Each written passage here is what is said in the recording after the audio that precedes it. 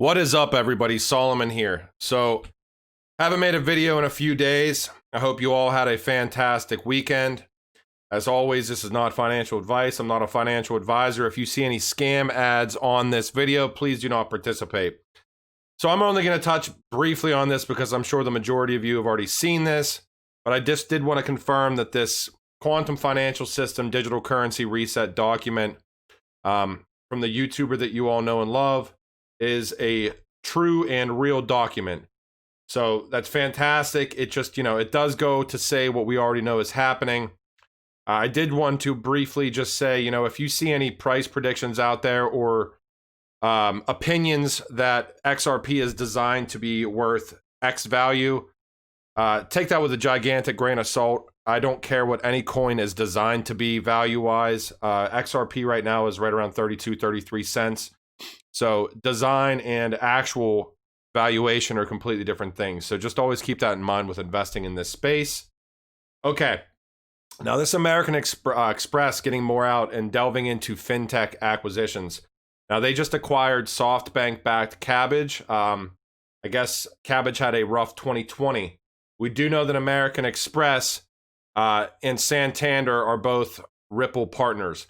Now later on in this video, I'm going to discuss a find that I had with Chainlink, and it's a pretty big one. I still need to watch some of the video that Sam did based on Chainlink, and I know that there's a lot of things out there that are saying Chainlink is a scam. All I'm going to do is present what I find to you guys. This is a pretty big document, and it seems like it's very, very legit. And if I found a document like that for Turd Coin, I would do the same type of informative video for you guys. I hold Chainlink. What I buy Chainlink right now at $18 and some change after the parabolic rise.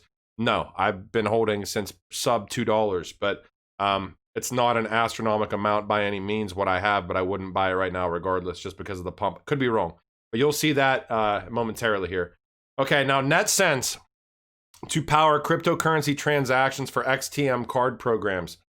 Now, they partnered with XTM Incorporated, which is a Toronto-based fintech company in the challenger banking space, and they provide mobile banking and payment solutions around the world to enable cryptocurrency payments and loading of payment cards. We do know that Netsense is XRP enabled. They enabled through their merchant gateway, so that's interesting as well. All right, now I saw this. This was a couple days ago. This is the Fed partnering with MIT to develop a hypothetical digital currency. And I have posted about this on Twitter before. This is this Spider Network, which is an MIT initiative, and it's based on like a version of Ripplenet. And there's a lot about XRP in here too. And there's also all this verbiage in here, and maybe you guys can find some more that I haven't found, but this is like speedy murmurs, silent whispers, all this stuff with XRP and everything. And I think this is just testing scenarios, but it is very interesting that the Fed is partnering with MIT to develop this digital currency. We do know that MIT runs a Ripplenet validator and is partnered with Ripple for the Blockchain University Initiative. Now, I saw this. I don't know if anybody posted this. This is Nacha. Nacha added Visa to its Phixius pilot program. Nacha is the overseer of all ACH payments in the entire United States. Now, this was just on August 12th. They partnered with Visa. Now, Phixius is Nacha's blockchain program or blockchain initiative. It's just really interesting because you can see here, Phixius is an interoperable payment information exchange. I'm curious how they do this.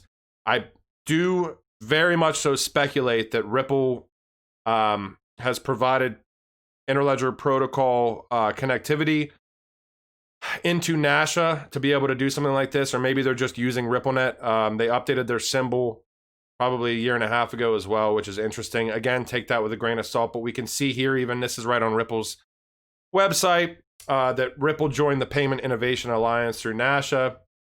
And this is this today, and then on Ripplenet, and we can see ACH, message formats and network rules, ACH.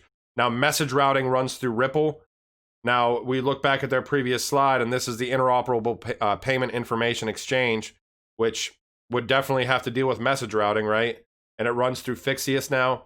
Well, they're saying right here that ACH runs through Ripple, and now the settlement infrastructure of the US runs through Ripple as well, which is just extremely interesting. I always, they always say with technical analysis, if you want to find out what's going to happen in the future, look left. I find that it's pretty similar when you're doing research into digital assets. There's a lot of legacy relationships that poke their head out every once in a while. So we'll see what happens with Nacha, though, because Nacha's a giant. Now, again, on the scam thing, Coinbase customers lose 940,000 plus XRP to YouTube scammers. Please, please don't participate in scams. There's multiple... You have enough people in the crypto space that are trying to take your money or your time. You don't need to do it for yourself. So do a little bit of digging into what these ads are that are advertising scams, and you can see really how just disgusting it is. Now, this is Google and BBVA partnership marks a tipping point for big tech and banking. What's interesting here, BBVA USA is a subsidiary of BBVA, the major banking conglomerate, and BBVA is Ripplenet. We also know that Google is obviously invested into Ripple, and we'll go a little bit deeper into this here in a second, but this is, for several years, bankers have been publicly worried about what would happen if the big tech companies moved into banking. Now, this has been happening. We have seen this with Facebook. We've seen this with Azure and just kind of some of the interfaces with the cloud. But, this is a collaborative partnership here, and BBVA is going to offer interested customers digital bank accounts through Google Pay. Now, we could see BBVA here is obviously a Ripple partner. This is 2017. They've made agreements with companies such as Alipay, Raisin, Walmart, Amazon, and Ripple. We can see again here that they trialed cross-border payments through Ripplenet. Actually, Ripplenet developed the program that BBVA utilized to transfer funds from Mexico to Spain in mere seconds. Now, this is Brad Garlinghouse's LinkedIn page. Very interesting. If you go down through this, I don't know, take this with a grain of salt also, but strategic partnerships to me means if somebody's advocating for you as facilitating something like that. I'm sure there's some nonsense LinkedIn likes on here for Brad Garlinghouse and strategic partnerships, but there's a lot about Google Pay and Google UX and stuff like that on here as well if you dig down into it. I think when I actually went through here, there's probably like 7 to 10 of them, maybe like 6 to 8 people that are actually saying that Brad Garlinghouse was endorsed, and these were Google employees, so it's interesting. All right, this is Matthew Lin, LNY from Twitter. This is Hawaii, and this is ubiquitous computing power, the cornerstone of an intelligent society. I know I screwed the name up, but just interesting to see. And Matt, I'll message you again, dude. I told you I'll send you a finder's fee on this one. But this is in the future blockchain, blah, blah, blah. This is 6 examples, and they directly mention Ripple in this example, cross-border payment.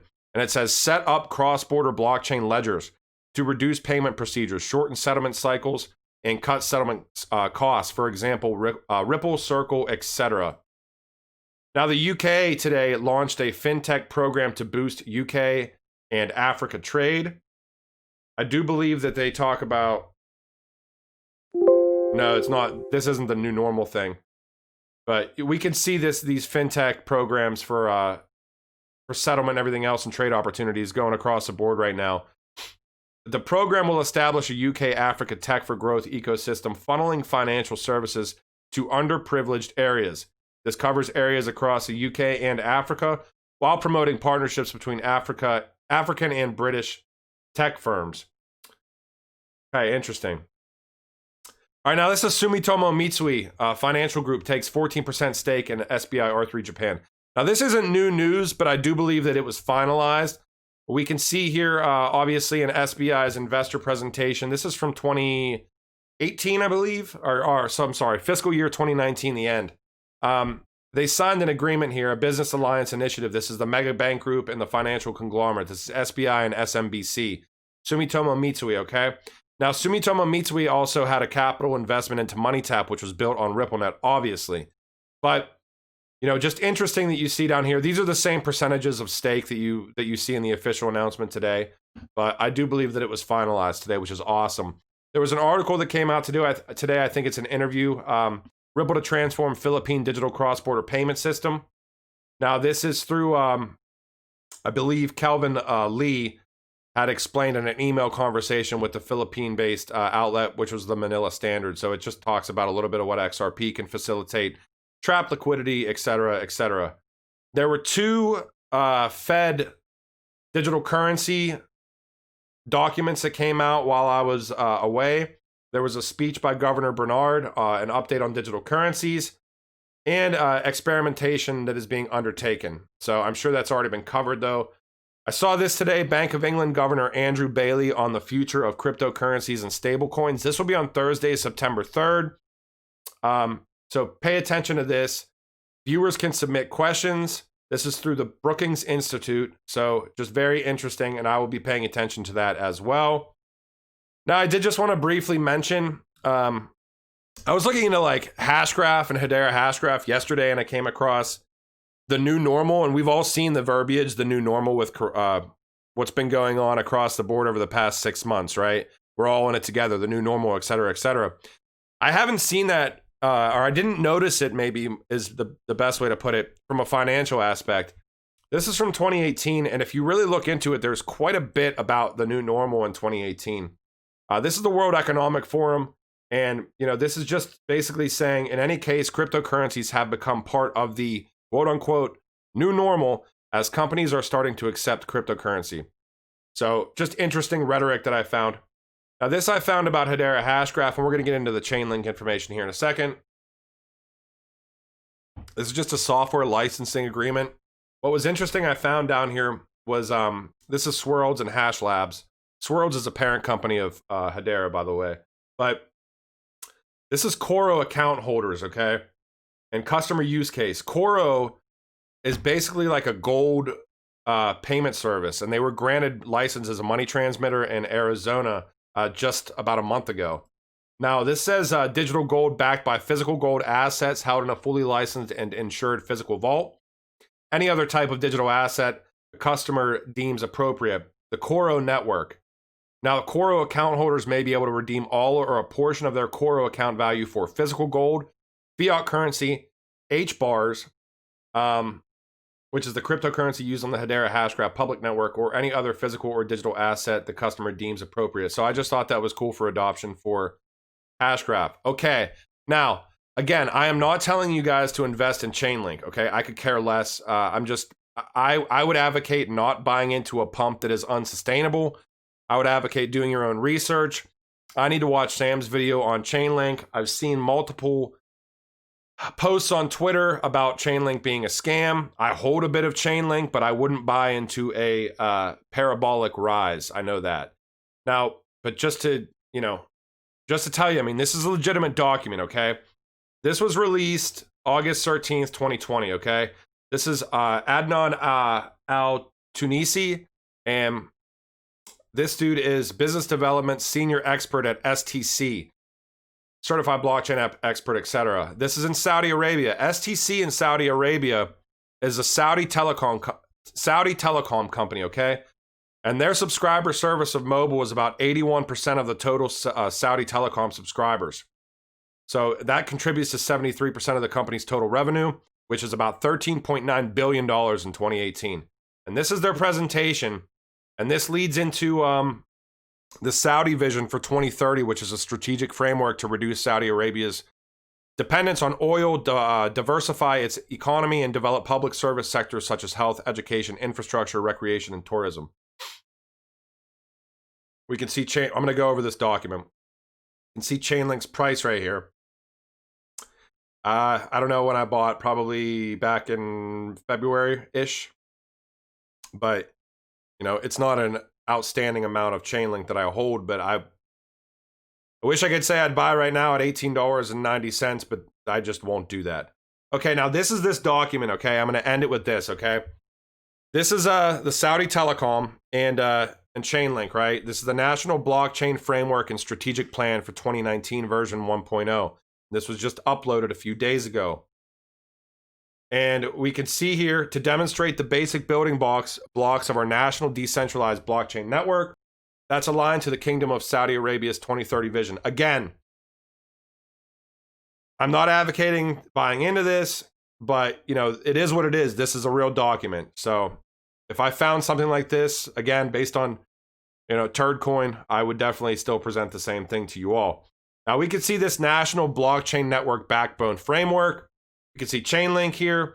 We can see Polkadot, which I believe Polkadot is on Hotbit right now, so it's like not the most comfortable exchange for me to be dealing in. But I just saw today that Polkadot's going to be listed on Kraken. I actually did get a little bit into Polkadot a couple weeks ago.